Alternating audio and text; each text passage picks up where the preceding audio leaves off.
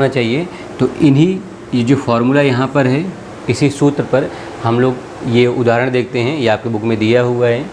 देखिए बोला गया है, यदि किसी पिंड से 1 सेकंड में 10⁻⁹ इलेक्ट्रॉन किसी अन्य पिंड में स्थानांतरित होते हैं तो 1 कूलम आवेश के स्थानांतरण में कितना समय लगेगा। तो कभी भी जब आप किसी भी क्वेश्चन को सॉल्व कर रहे हैं, कोई भी सवाल अगर आप हल कर रहे हो, तो वहाँ पर सबसे पहले ये समझने का कोशिश कीजिए कि क्या क्या दिया हुआ है। तो जो जो आपको दिए हुए हैं पहले आप उनको लिखना सीखिए, और उसके बाद देखिए कि उसको आप किस तरह से सॉल्व कर सकते हैं, किस तरह से उसको आप हल कर सकते हैं, फिर आप वहाँ पर पहुँचेंगे। अब जैसे यहाँ पर देखिए समय दिया है 1 सेकेंड, यानी आपसे पूछा गया है कि 1 सेकेंड, आपसे बोला गया है 1 सेकेंड टाइम में, 1 सेकेंड टाइम में कितने इलेक्ट्रॉन स्थानांतरित हो रहे हैं, 10⁻⁹ इलेक्ट्रॉन। देखिए 10⁻⁹ इलेक्ट्रॉन है, ये नंबर है, एक संख्या दिया हुआ है 10⁻⁹। संख्या मतलब क्या दिया है, n दिया है। n कितना दिया है, 10⁻⁹ इलेक्ट्रॉन। तो इतने इलेक्ट्रॉन स्थानांतरित हो रहे हैं कितने समय में, 1 सेकंड में। तो ऐसा मान के चलिए कि एक पिंड यहाँ पर है A, दूसरा पिंड यहाँ पर है B। पिंड A से पिंड B में इलेक्ट्रॉन्स स्थानांतरित हो रहे हैं। यहाँ से यहाँ 1 सेकंड में कितने इलेक्ट्रॉन स्थानांतरित हो रहे हैं, 10⁻⁹, यानी इतने इलेक्ट्रॉन यहाँ से यहाँ जा रहे हैं 1 सेकंड में। तो सीधी सी बात है, अगर यहाँ से यहाँ इलेक्ट्रॉन जा रहे होंगे तो जो ये पिंड B है, इसका जो कुल आवेश है वो बढ़ रहा होगा।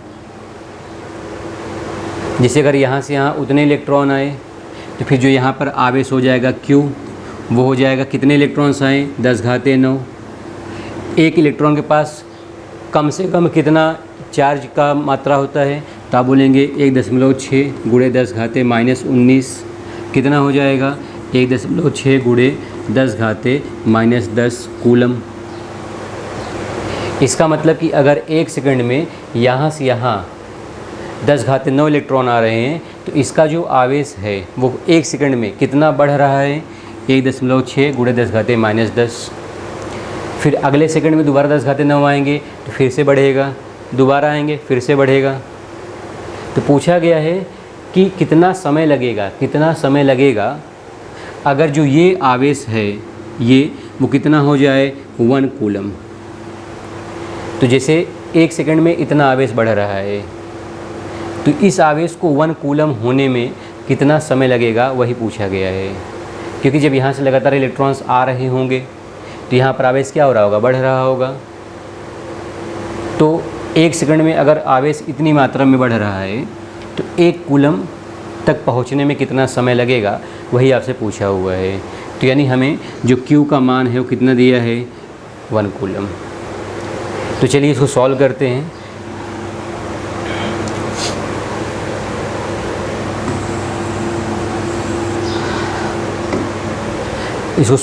हैं। अब देखिए सबसे पहले हम लोग को ये देखना है, अभी जब हमने यहाँ पे बनाया था कि 1 सेकंड में कितना हम लोग को यहाँ पर आवेश मिल रहा है। जो Q का मान है वो 1 सेकंड में कितना होगा, तो आप लिखेंगे Q विल बी N गुणे E। N कितना है, 10⁻⁹। E कितना था, 1.6 10⁻⁻19। तो यह आ जाएगा 1.6 इंटू 10⁻⁻10 कूलम इन 1 सेकेंड। तो 1 सेकंड में इतना आ गया। अब हम लोग को यहाँ पर ये देखना है कि 1 कूलम आवेश के लिए कितना समय लगेगा। तो यहाँ देखिए लिखा गया इन 1 सेकेंड। अगर इसको आप और भी अच्छे से लिखते हो तो ये लिख सकते हैं इसको पर सेकेंड या इन 1 सेकेंड का मतलब एक ही होता है, ये हो गया पर सेकेंड।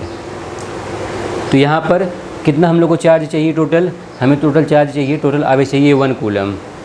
तो यहाँ लिखेंगे 1 कूलम में लगने वाला समय,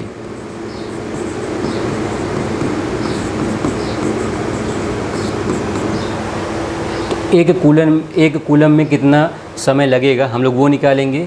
तो वो लिखा जाएगा 1 कूलम डिवाइड बाय 1 सेकंड में कितना लग रहा है, कितना आवेश आ रहा है, इतना आ रहा है, तो लिखा जाएगा 1.6 गुणे 10 घाते -10। देखिए कूलम पर सेकेंड, तो कूलम पर सेकेंड, तो 1 सेकंड में इतना आवेश आ रहा है और हमें इतना आवेश चाहिए। अब देखो तो कूलम और कूलम कैंसिल हो गया और जो सेकंड है वो ऊपर चले जाएगा, तो ये रह जाएगा 1 डिवाइड बाई 1.6 10 घाते -10 सेकेंड। सेकंड देखिए ऊपर चले जाएगा, तो ये हो गया। ये जो 10 घाते -10 है इसको ऊपर भेज देते हैं, तो ये हो जाएगा 10 घाते 10 बटे 1.6। इसमें से 1 10 बाहर निकाल लेते हैं, 1 10 बाहर निकाल लेते हैं, तो ये हो जाएगा 10 गुणे 10 पावर 9 10 गुणे 10 घाते 9 बटे 1.6। तो आप देख सकते हैं जब आप 10 को 1.6 से भागा देंगे तो आपको मिलेगा 6.25 गुणे 10 घाते 9 सेकेंड। तो 1 कूलम में लगने वाला समय, मतलब कि जो पिंड ए से पिंड बी में चार्ज का स्थानांतरण हो रहा था, तो पिंड बी के पास 1 कूलम चार्ज होने में कितना समय लगेगा, 6.25 गुणे 10 घाते 9।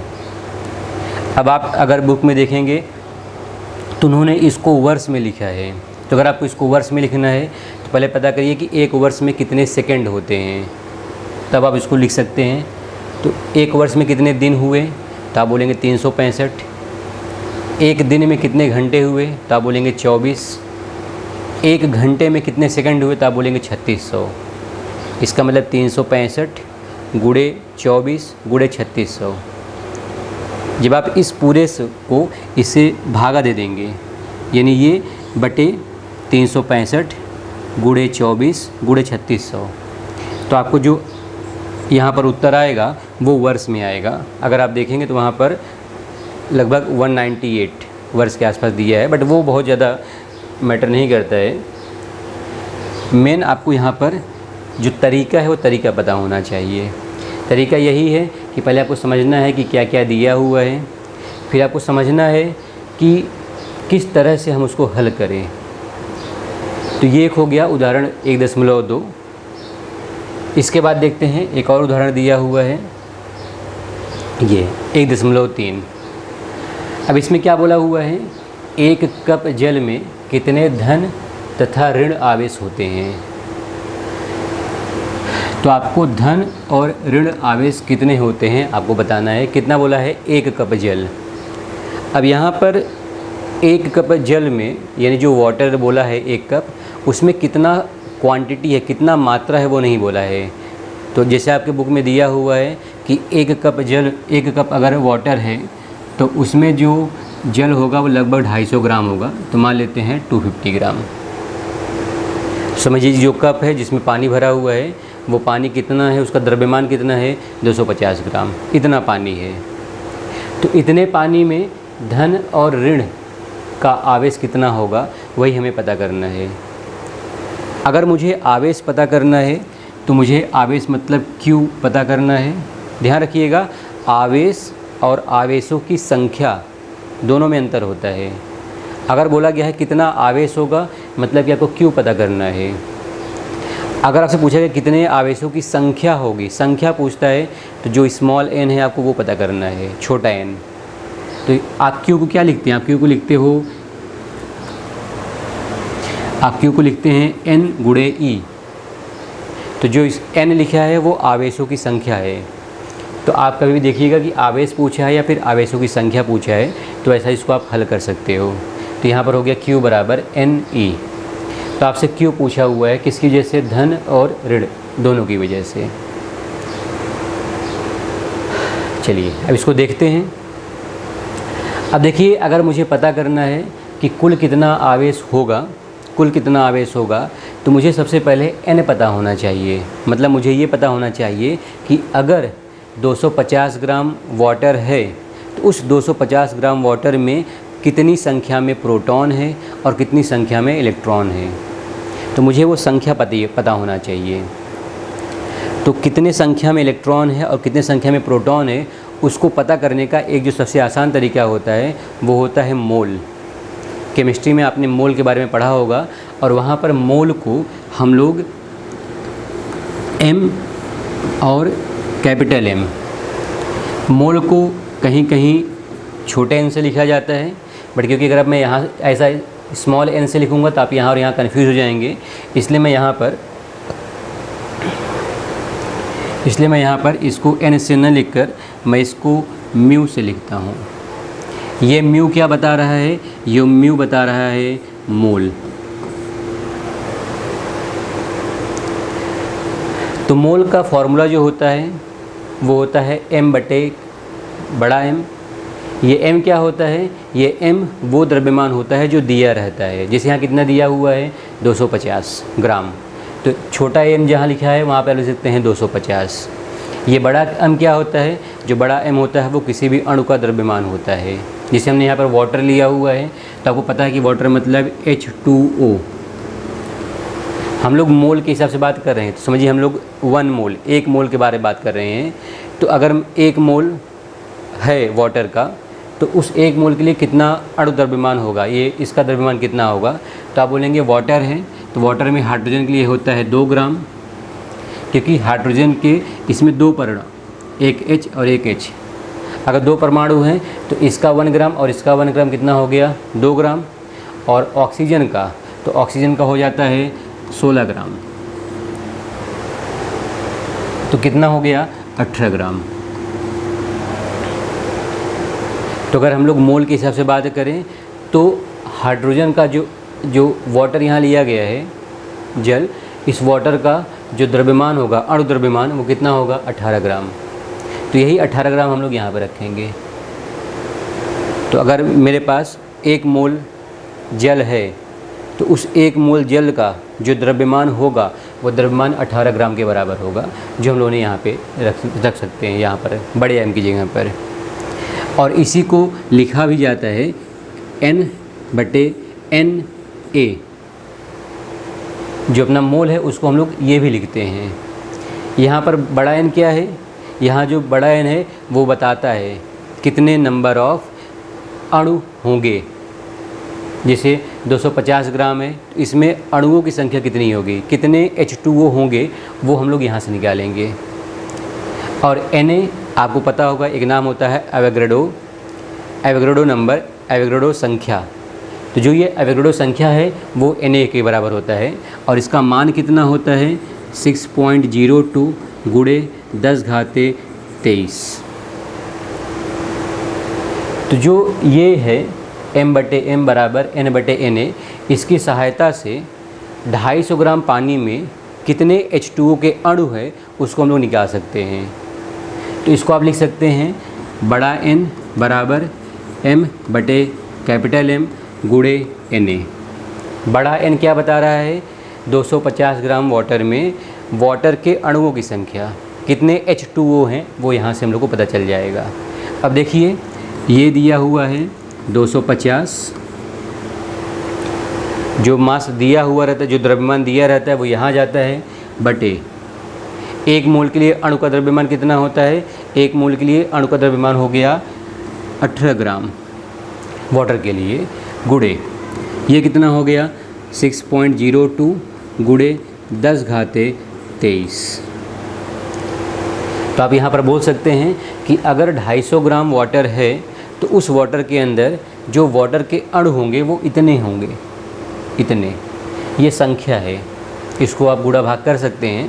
तो गुणा भाग का जो पार्ट है वो मैं आपके ऊपर रख रहा हूँ कि आप उसको गुणा भाग करेंगे, तो ये हो गया अणुओं की संख्या। यानी आपने यहाँ पर ये पता कर लिया कि कितने H2O हैं 250 ग्राम वाटर में। अब आपको यहाँ इसके बाद ये पता करना है कि अगर एक H2O का अणु है तो उसके पास कितने इलेक्ट्रॉन होते हैं और कितने प्रोटॉन होते हैं। मैंने पहले इसके बताया हुआ है कि किसी भी अणु या परमाणु के लिए इलेक्ट्रॉन की संख्या और प्रोटॉन की संख्या समान होती है। तो जैसे यहाँ पर आप बात करें H2O, तो हाइड्रोजन के 2 परमाणु हो गए और ये ऑक्सीजन हो गया। हाइड्रोजन को हम लोग ऐसा लिखते हैं 1H1, और ऑक्सीजन को लिखते हैं O816 इस तरह से। जो यहाँ संख्या होता है वो क्या बताता है, इलेक्ट्रॉनों की संख्या या प्रोटॉनों की संख्या। मतलब आप कितने इलेक्ट्रॉन हैं, एक, कितने प्रोटॉन हैं, एक। तो हाइड्रोजन में एक इलेक्ट्रॉन एक प्रोटॉन। यहाँ पर ऑक्सीजन में ये जो नंबर है 8 है, यानी इसके पास 8 इलेक्ट्रॉन है और 8 प्रोटॉन है। तो 8 इलेक्ट्रॉन 8 प्रोटॉन। अब यहाँ देखिए H2 है, तो यानी यहाँ पर हो जाएगा 2 इलेक्ट्रॉन और यहाँ पर हो जाएगा 8 इलेक्ट्रॉन। तो 8 और 2 कितने हो गए, 10। इसका मतलब कि अगर एक हाइड्रोजन H2O का अणु है तो इसके पास कुल 10 इलेक्ट्रॉन होंगे और इतने ही प्रोटॉन होंगे। तो यहाँ पे लिखा जाएगा, जिसे मान लीजिए यहाँ पे लिखा गया छोटा n, और ये क्या हो गया, इसको लिखा गया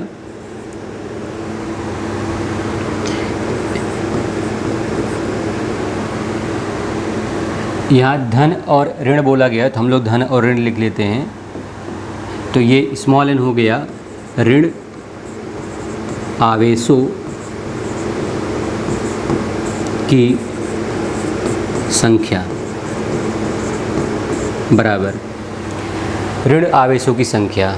अब देखिए समझिएगा ध्यान से, अगर एक अणु है H2O का तो कितने आवेश हैं, 10। आवेशों की संख्या कितनी है, 10। 10 प्रोटॉन, 10 धनात्मक और 10 ऋणात्मक एक के लिए। क्या 250 ग्राम वाटर में सिर्फ एक H2O है, नहीं, 250 ग्राम वाटर में इतने H2O हैं, इतने सारे। तो अगर एक के पास 10 इलेक्ट्रॉन है तो इतने सभी अणुओं के पास कितने इलेक्ट्रॉन रहेंगे, तो हम लोग क्या करेंगे, इसको 10 से मल्टीप्लाई कर देंगे। तो लिखा जाएगा 250 इंटू 6.02 10⁻23। ये हो गए टोटल कितने H2O के अणु है गुणे 10। तो ये 10 क्या हो गया, 10 हो गया। या तो आप इसको, जैसे हमने यहाँ ऋण बोला है, तो इतने ऋणात्मक आवेश, तो ये ऋणात्मक आवेश हैं। तो कुल इतने ऋणात्मक आवेश हो गए किसके अंदर, 250 ग्राम वाटर के अंदर। तो ऋण आवेशों की संख्या जो है वो ये आ गई। अब जब मुझे कुल चार्ज पता करना है तो मैं क्या करूँगा,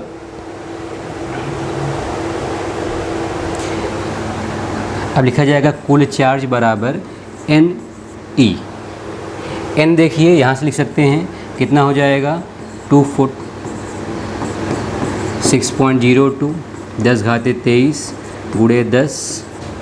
ये हो गया कुल आवेशों की संख्या गुणे E का मान कितना 1.6 10⁻⁻19। अब इसको आप सॉल्व करेंगे, कैलकुलेट करेंगे, तो लगभग 1.34 गुणे 10⁻7 कूलम। तो आपको जो कुल आवेश मिलेगा उतना मिलेगा। ध्यान रखिएगा, यहाँ पर मैंने ऋण आवेशों के लिए इसको सॉल्व किया है, सरल किया है। आप धन आवेशों के लिए भी करेंगे तो भी आपको यही सेम उत्तर आएगा। जितना आता है ऋण आवेश के लिए उतना ही आता है धन आवेश के लिए।